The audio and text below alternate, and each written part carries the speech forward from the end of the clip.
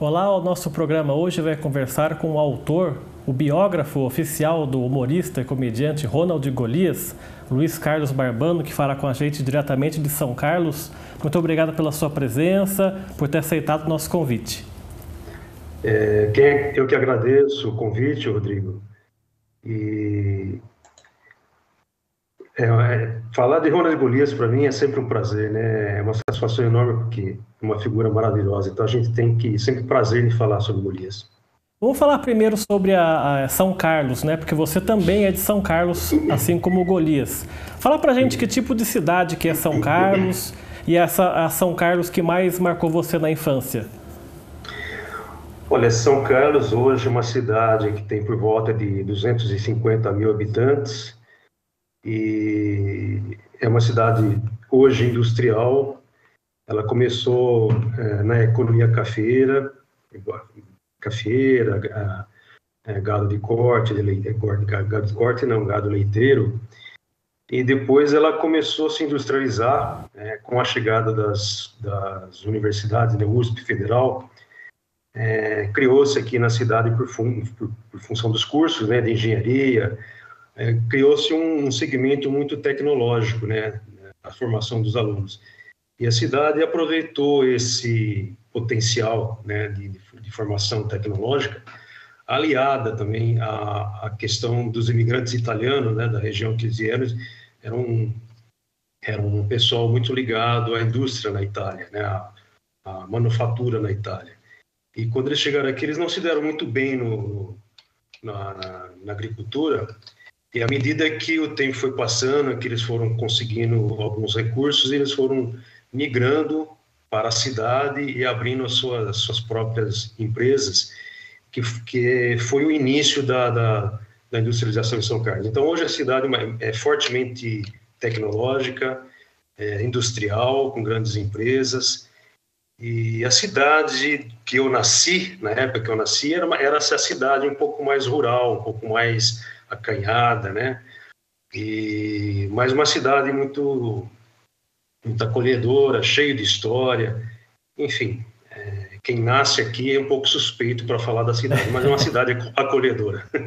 Vamos começar falando sobre agora a história do Golias, né? Até a gente chegar na sua ideia de escrever a biografia dele.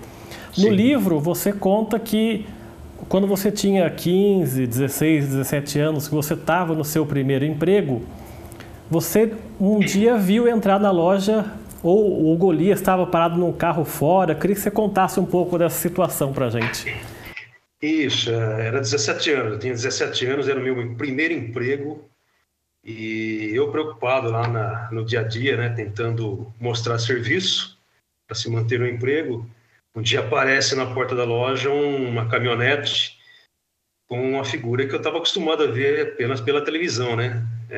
Que era o Bronco da família Trapo.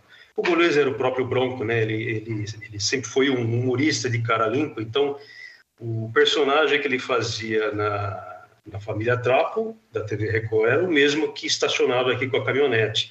Era a mesma cara, o mesmo jeito, e ele fazia questão de falar como o personagem, né? E que assim ele descontraía a turma também. E para mim foi uma surpresa maravilhosa, porque diferentemente de hoje, que a gente tem a oportunidade de ver mais os artistas, né? Com toda a tecnologia que a gente tem na mão, com toda essa modernidade, o avanço da televisão, os aparelhos. Naquela época, poucas pessoas ainda tinham algum tipo de aparelho um pouco mais sofisticado, era tudo preto e branco. E na época que eu comecei a trabalhar, já estava que eu conheci o Golias aí, já tinha um pessoal com mais poder aquisitivo, mas a cidade ela ainda era acanhada. E o Ronald Golias, aqui em São Carlos, era uma presença de destaque, né? Porque era um dos poucos filhos da casa aqui, né? Poucos são-carlenses tiveram o que o Golias teve de oportunidade, né, para falar de São Carlos, para elevar o nome da cidade. Tivemos alguns outros artistas aí que se destacaram no meio artístico, mas o Golias, sem dúvida nenhuma, é o maior deles todos, né? E criava um tumulto danado, porque a loja, todo mundo saía em debandada para ver o Golias, pegar autógrafos. tirar fotografias, conversar com ele, né? Então foi assim que eu acabei conhecendo Golias, de forma inesperada, né? Não foi a primeira vez que ele fez isso, né? Depois ele apareceu durante algum tempo, ele apareceu mais algumas vezes. Durante o tempo que ele teve aqui a fazenda em São Carlos, porque ele tinha uma fazenda aqui na cidade, quando ele começou a ganhar um pouco mais de dinheiro, né? Foi essa época da carreira, do avanço da carreira dele, no começo da família Trapo aí, começou a ganhar um pouco mais de dinheiro e começou a investir em imóveis. Ele comprou uma fazenda aqui em São Carlos, né? E sempre que ele podia, ele vinha para a fazenda, ficava uma temporada aqui, nas folgas que ele tinha, ele estava sempre na fazenda. E aí a gente tinha a oportunidade de vez em quando conversar com ele, vê-lo aqui na cidade por conta disso. Fora isso, depois que ele vendeu a fazenda, as aparições deles foram menores, mas ele sempre que tinha uma oportunidade, uma brecha na agenda, ele aparecia por aqui também. Mas já não era tão mais fácil da gente ver, né? Porque ele ia sempre num comércio onde se vendiam cabos de vassoura, que era onde eu trabalhava. E eu ficava impressionado de saber por que ele levava tantos cabos de vassoura. Eu imaginava que era para fazer cerca. Jamais passou pela minha cabeça que era para fazer vassouras, né? Coisas de jovem, início de vida, né? E depois, quando eu fui fazer essa biografia, eu descobri que essas vassouras eram mesmo para fabricação de vassoura. Porque nos dias chuvosos, como está sendo agora, né? Eu estou falando aqui para você, lá fora está caindo uma chuva legal. Enquanto tinha sol, os trabalhadores da fazenda dele trabalhavam na agricultura, na pecuária. Mas os dias que choviam, ele reunia todo mundo, ficava todo mundo reunido num grande galpão e lá se fabricava vassouras de piaçaba, né? E aí eu entendi o porquê de comprar tantos cabos de vassoura assim. E basicamente foi dessa forma que eu conheci o Golias. A primeira lembrança sua que você tem como telespectador é com a família Trapo? Houve um corte, eu não ouvi direito. A primeira lembrança sua como telespectador foi com a família Trapo? Sim, sim. Como eu te falei, a gente não era todo mundo que tinha um aparelho de TV naquela época ainda, né? Na década de 70. Aqui no interior, pelo menos, né? E quando meu pai conseguiu comprar uma TV, um dos programas que mais me chamou a atenção foi a Família Trapo. E quando eu soube, gostei já do personagem Bronco, e quando eu soube que o Golias era de São Carlos, aquilo, quando o artista é da cidade, você parece que se sente mais próximo do artista, né? E cria um vínculo muito mais carinhoso do que quando você apenas conhece um artista e não tem essa afinidade de ser um conterrâneo. Então, aquilo me encheu a gente de orgulho, né? Você ter um artista na qualidade que era o Ronald Golias, que fazia um sucesso enorme, e ainda mais sendo conterrâneo, a gente se sentiu orgulhoso. Então, aquilo me encantou. E essa é a primeira lembrança que eu tinha do Golias, realmente. Porque depois ele começou a fazer sucesso e foi para o cinema, né? fez outros programas de televisão, mas o programa de televisão, quando ele começou a fazer televisão, ele começou na TV Paulista. Né? E naquela época eu ainda a gente não tinha aparelho de televisão disponível. E as coisas começaram a acontecer a partir do momento que ele começou a fazer a Família Trapo. E aí até o público de São Carlos que não conhecia o Golias, não sabia que o Golias, alguns sabiam que o Golias estava fazendo essas atividades artísticas em São Paulo, trabalhando na TV Record, mas as imagens não chegavam até São Carlos. Depois começamos a ter acesso às imagens da TV Record, e aí foi uma febre, né? Todo mundo se encantou em ver um conterrâneo fazendo um grande sucesso na capital. E é curioso como no arquivo da Record, a única fita que sobrou da família Trapo é ele com o Pelé, né? Isso, e não é um programa inteiro ainda, né? Só meia hora do programa. Isso. Na verdade, teve duas coisas que no passado fizeram com que a gente perdesse muito patrimônio histórico, né? primeiro eram os incêndios, que eram um atrás do outro. Tinha dois motivos, né? Um motivo mais desses incêndios. Um dos motivos era a precariedade com que se fazia as instalações naquela época. Não havia ainda itens de segurança, não havia nada regularizado, né? E fazia-se do jeito que se podia fazer. O que tinha na mão era usado e a coisa acabava dando certo, então enrolava uma fitinha, enrolava um barbantinho, já estava feita a isolação, alguns fios descascados, e assim você ligava-se muitos aparelhos, né, com pouca fiação, com fiação de bitola não proporcional à capacidade da energia, de consumo dos produtos, dos equipamentos, e isso aquecia muito e os incêndios eram inevitáveis, né? Outro motivo era, inclusive, não só a questão do equipamento, mas até a falta de conhecimento de que tipo de material que teria que se colocar para não evitar esses aquecimentos, a falta de informação sobre o mundo da televisão. A televisão, quando chegou, não veio com um manual de instruções, né? As pessoas faziam televisão na raça, ninguém sabia fazer televisão. Então, a televisão, as pessoas foram aprendendo nos erros e nos incêndios também, né? Hoje não, hoje nós temos toda uma tecnologia, todo um aparato que te mostra como você deve fazer com segurança. Naquela época, não. Há alguns casos também de incêndios que, embora não se tenha comprovação de algumas emissoras, incêndios em emissoras, né, que não há comprovação, mas alguns até apontavam